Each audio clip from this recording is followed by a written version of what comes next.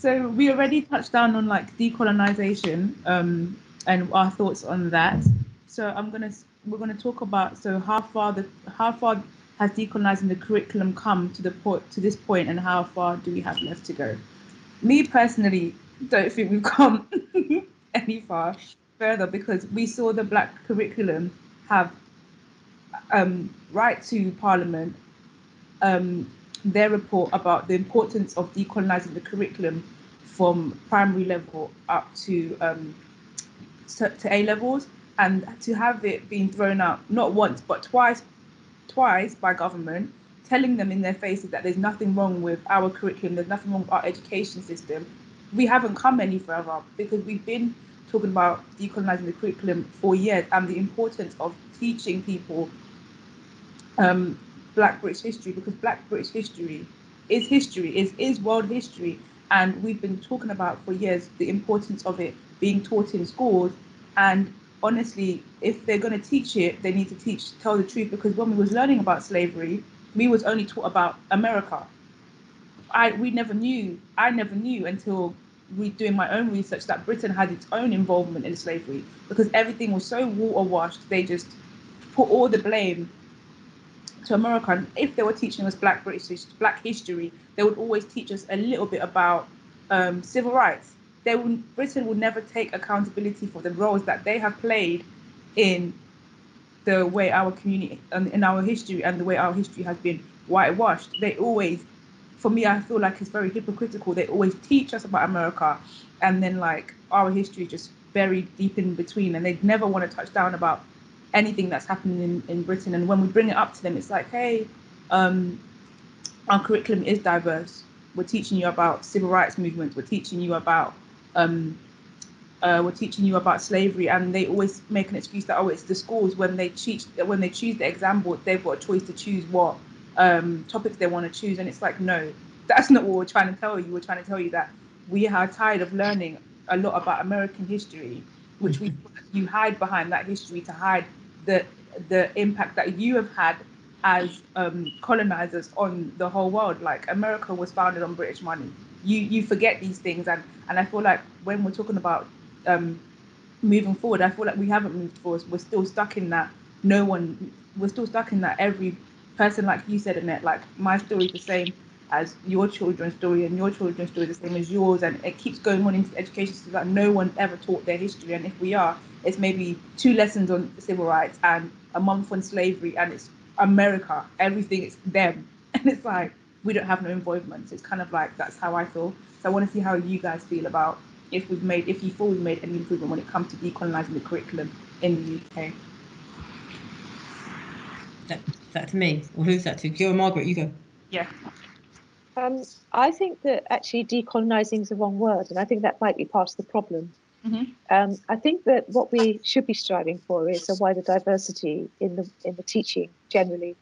Because one of the problems with the way we're taught in Britain is that it focuses on it's very male, it's very regal. So history, for example, is primarily about the battles of the kings and queens. And yes, okay, that's helpful in enabling us to understand our constitution better. Mm-hmm. But as a people, we need to understand more about what life was like for the ordinary people, how their lives created some of the changes and initiated some of the really critically important changes that the legislation had to make. So, for example, the fact that in a purely capitalist structure, you will have, as the Industrial Revolution showed, you have people going hell-bent on growth and just basically making the organizations that they work for rich for the stakeholders, the shareholders. Mm-hmm. And that meant that during the Industrial Revolution, people lived in slums, children worked, they didn't have schooling. So the ordinary people were suffering really badly until such time as there were uprisings, there were trade union movements, there was a cooperative movement, and so on. And eventually, one got changes, that meant that there were massively important changes in legislation to address some of those wrongs. Similarly, the way women were treated, women just don't appear. I mean, if you look at the way classics are taught, Roman Britain, I used to say to my Latin teacher, did they only fight? Didn't they cook? Didn't they eat? There was nothing about domestic life. There was nothing about just ordinary people. It was about the emperors and the generals fighting. And that was a sort of, that classical education sort of went through the way we were taught about everything. So women were so limited in their presence in historic learning, and until the First World War, when, because of the loss of men at the front, they suddenly had to recognize the importance of women in industry and so on. And women were gradually allowed into education, in tertiary education, and women had then to fight for the vote. And so, that whole movement came out of the way that women had been excised from the debate and from activity and operation.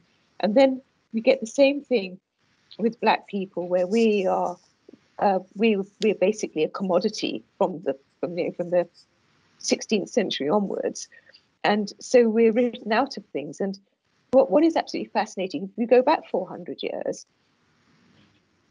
and you look at the writing of someone like what's her name, Miranda, historian, is it Kaufman, Miranda Kaufman, Tudor Britons. She has written about Black people in Tudor society. And the reason that's really important to me is that at taking on my role as chair of Shakespeare's Globe, ordinary people wrote to me and said, oh my goodness, that's so amazing. I never thought of going to the Globe. It's great to see you there. Now I will think about going to the Globe. And some of the people were BAME, some of the people were ordinary working class people, or just people who just didn't feel the Globe, that Shakespeare was for them. And you would think that Shakespeare was writing only for a white audience, but he wasn't. Miranda Kaufman has shown that there were Black people in Tudor Britain. But not only that, Shakespeare was an ambitious man. He wanted to make money out of his playwriting. So it would be madness if he thought writing Othello, where one of the lead protagonists was a senior figure in the military in Venice, was this Black man. If he thought that was going to alienate the audience and all of them say, what on earth is this about? But no, he knew that they'd understand. It wasn't foreign to them. It literally was not foreign to them. So if we're going to replicate what we believe happened at the time, let's get it right. Let's understand how that, Shakespeare was writing radically. He was saying, if you provoke people, if you actually put them in a difficult situation as a consequence of your racial hatred, you can get this sort of reaction. He wrote, he made it central to a dialogue that he wanted us to think about. So through education and research, we can actually learn so much more about where we should be as people, from understanding better where we came. But we need to understand where we came from and to understand that we had a role there. We were there. Yeah. And if we were legitimately there, then we can entitled to be legitimately there now. And to flip that forward, at the Globe, we have a really good representation on stage. We don't have a brilliant reputation. We don't have a brilliant reputation in the administration. So we've got actors, and it's a really good balance on stage. But in the accounts, in the HR, in the executive, we're not so good, and we've recognised that, and we need to face into that. And I think that that's a really important part of understanding that we're authentically part of the story. So I think that understanding that we need to make change historically will actually make us understand that we have a part to play in the present that it is currently being denied by those people who don't even recognize that we're historically entitled to be here. Not only have we been here for 400 years and more, because in fact the Romans had Moors as part of their cohorts, and Drake was a great plunderer of Spanish booty, and the Spanish was significantly Moorish, as you can see from their architecture and their writing. So the artwork, the iconography, the food influences, we weren't just slaves, as Annette said, and that's so important. Far from it. And that's a really, really important part of understanding. We were being part of the officer class, we've been part of every form of rank, and we're legitimately here, and long may we continue to be so. What is your take on that, Annette, in terms of how far we think we've come when it comes to decolonising the curriculum? Yeah, I think we haven't got very far, as you say. I mean, because what we at the moment, it's still quite a lot of talk. So yeah, so whilst it's great that lots of people are talking about it, and and people have an understanding, or sort of an understanding, of what it means, because I'm sure the term will change again in another generation. I do feel like you at the moment, it's still a lot of talk, because I don't know if anybody's succeeded in having a curriculum that is decolonised, whether it's in primary school, secondary school, or education. And I feel like you said, at the moment it's an option, isn't it? It's optional. Yeah. And so people are doing it on an optional. And when my experience, and well, in my experience, when you talk about things around the EDI agenda, equality, diversity, inclusion agenda, and you make it optional, then many people will choose not to do anything, or if in terms of priorities, it will never be the priority. And that's why, for me, in terms of decolonising the curriculum, and Black history in particular, I feel very strongly that we need to actively prioritise this, because my experience, again, is whenever we talk about Black people or racism, it always somehow gets shuffled to the back of the queue. So we've had the civil rights, we've had movement, we've had riots in the 80s, we've had Stephen Lawrence, in the recognition of institutionalized racism. Here we are with the Black Lives Movement after George Floyd, the murder of George Floyd.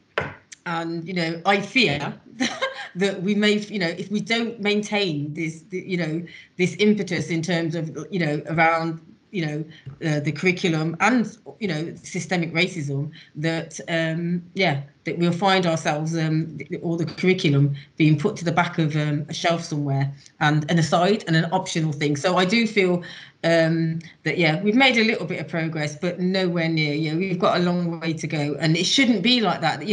It's very disheartening, because if you are an activist, the amount of energy and time and sacrifice and pain that we do for every little thing, I don't think people just don't get it. I don't think, because there's the physical time, there's your work, your personal time, your family time, but your emotional time.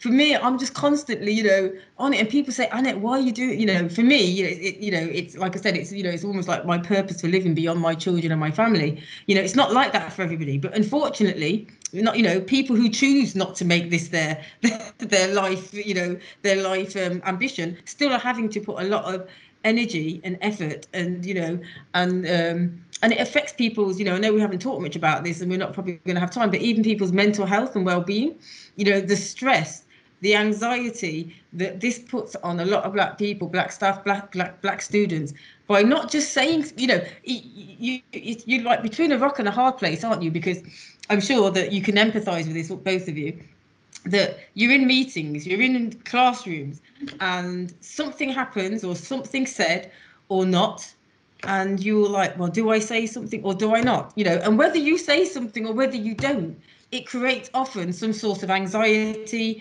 a consequence, that there's a chain reaction, that where like I said, that that can often have a negative impact on you, whether it's meant to, whether that was the intention or not. And I just feel like with the when you talk about the decolonize the curriculum, I see how much effort that lots of people are putting into this, especially Black students and white students, so I'm not going to just say it's Black and white and other ethnicities that are putting in work around, why is my professor Black, why isn't my professor Black, or why is my curriculum white?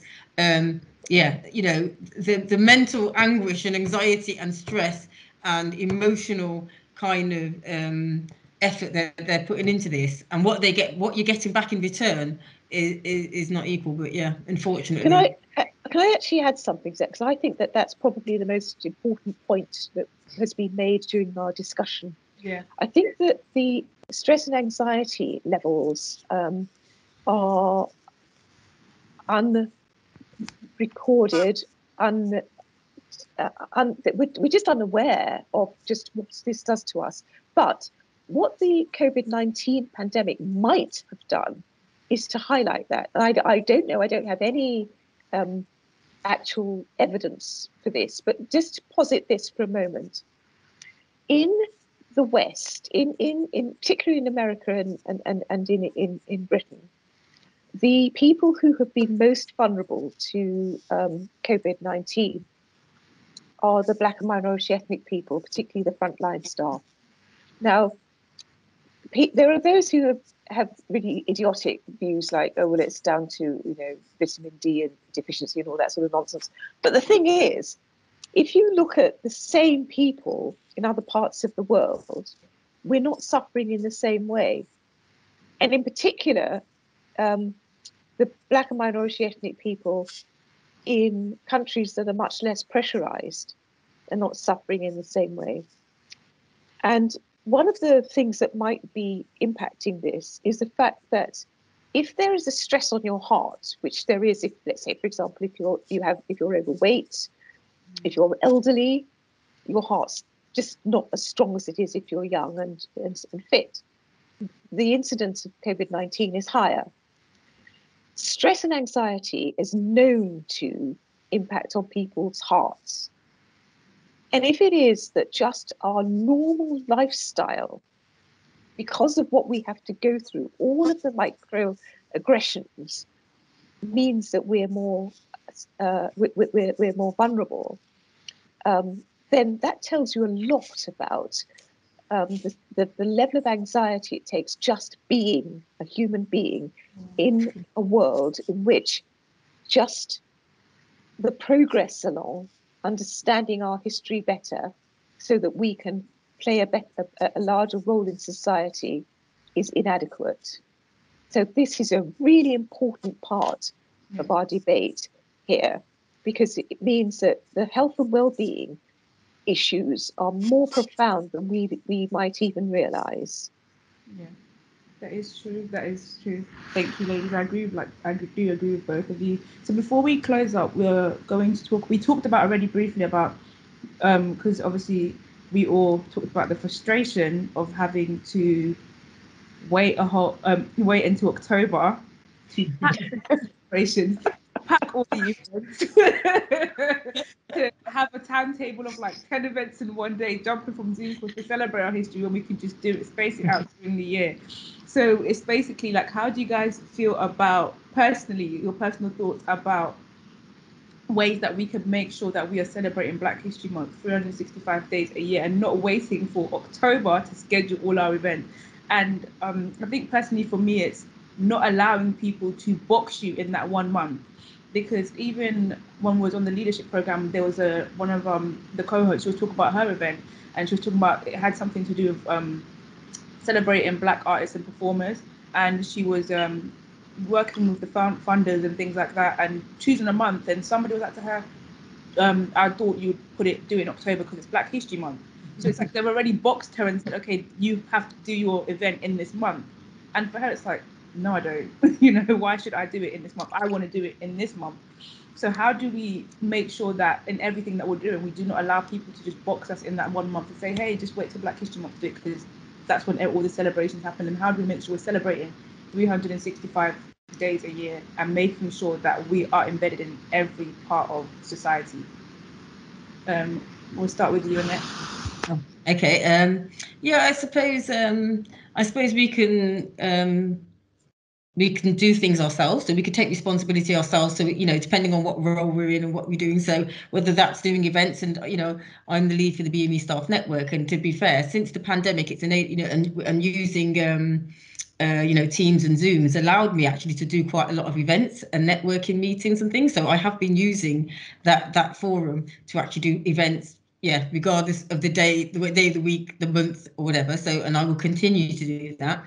I think it's, you know, we can also, in terms of, I don't know if, you know, in terms of our expectations, you know, and the, you know, of the institution, you know, we should be, as collectively, you know, as staff and students, you know, researchers and academics, you know, there should be an expectation that, you know, that they're making their courses, their meetings, whatever it is that they're doing, inclusive, and acknowledging the contributions that Black people and others, but Black people have made to education, to society, in any way that they can, and that they, you know, so it's not to say that every day and every event they have, that's what they have to do, but there should be an expectation that other than October, that they're all doing this, and some way of measuring it, or, you know, and recognizing it and rewarding it, you know, and I'm not saying you should be rewarded for celebrating Black History Month, but going back to what Margaret said earlier, I think if people are trying to be, you know, or actively being anti-racist and actively trying to be inclusive, then, you know, there should be a way of acknowledging it, and, you know, holding people accountable. And for those that aren't, then, you know, they should be challenged as to why aren't you doing this? So yeah, so I feel we have an individual and a collective responsibility, in terms of, yeah, you know, making sure that we celebrate, and not just celebrate, like I said, celebrate. I like celebrate, but it's about educate as well. You know, educate, celebrate, and recognise, you know, the you know, not just the commitment, but the sacrifice, like I said, that lots of Black people and our ancestors have made for us to live the lives that, you know, that many people are living now. I agree with all of that. And I would just say, don't stop, keep talking, keep researching, keep writing, telling the stories of the unsung, celebrate them, and be mutually supportive as well. And politely but consistently remind people that there is richness in a wider history, that we're Black 364 days a year, 365 in a leap year, and go into print. One of the things that struck me was the point that Annette made, that storytelling, oral storytelling, is minimized in importance. So let's tell the stories with accuracy and currency, in print if necessary, online if necessary. Every part of the curriculum desires material for publication. Let's encourage all of our peers to take their role in that. And I think that one of the things that we need to do also is to work in what's the word? Collaboration. One of the things that is really, really powerful is when a lot of people say the same thing and say it loudly. And I'm just thinking that, for example, when Prada published some nasty T-shirt with you know, I think it had a noose on it or something like that, there were a few people who were, you know, tweeting rather angrily, and Prada then did something else. There was another follow-up with something else that was equally offensive. And I thought, you know what, it's really interesting. They either really don't care, or they think the controversy is useful. Yeah. And they will ride the storm of the controversy because it means that people are looking at the label. So what we should be doing is collaboratively saying, you know what, if you're going to disrespect us, we're not spending our money with you. And Black people like labels. So if we didn't spend our money with Prada, they would notice it.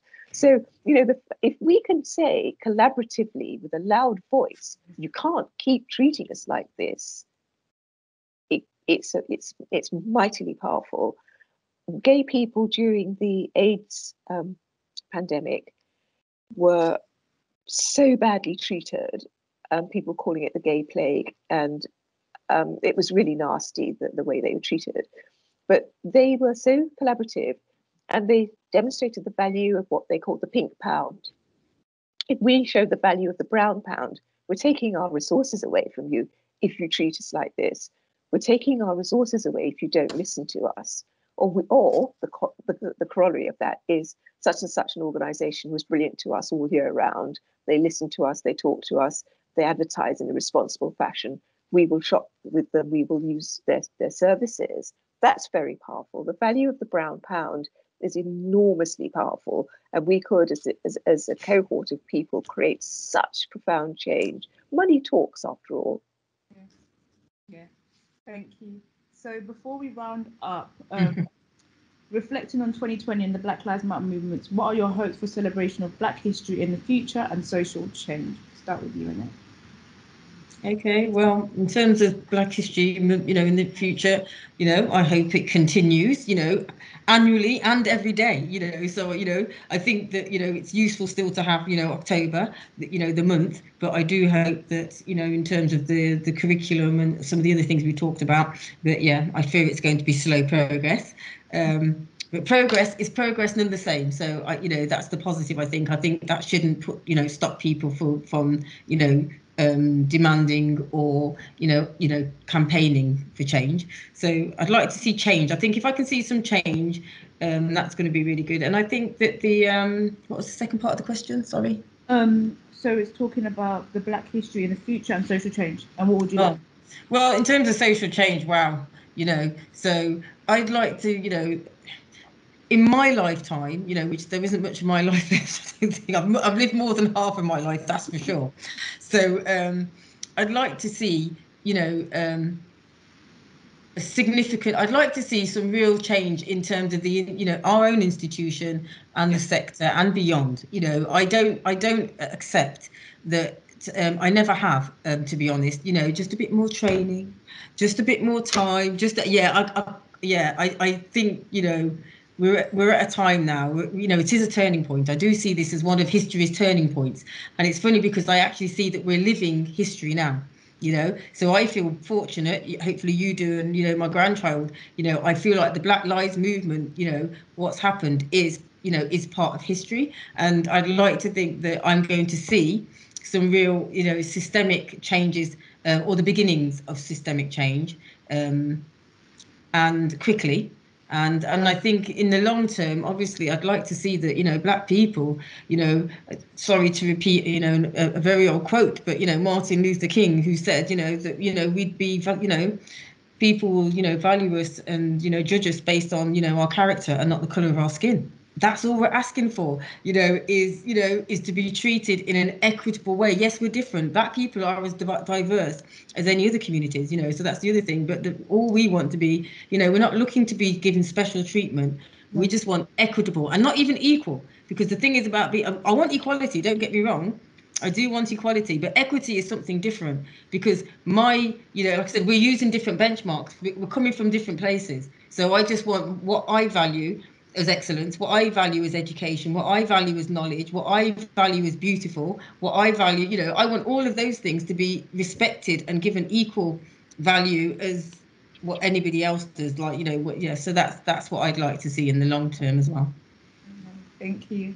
What about you, Margaret? So I don't know how far ahead you're asking us to look, really, but I would like, ideally, I would like it not just to be Black history, because there should be a point at which it's not just us talking to ourselves, that others should be called upon to celebrate our successes and our contributions. And I would like a celebration of our successes and our contributions to be the paramount subject, not all about slavery. And in fact, depending on how far ahead you're looking, there should be a point at which there's no need for Black History Month. That's right. So that's my hope. Let's get to that point. Again, yeah. And for me, I feel the same as you guys. Just to get to a point where we, like you said, Annette, we're not really asking for much. We're not asking for power. We're not asking to run the world. We're just asking for some respect and some acknowledgement.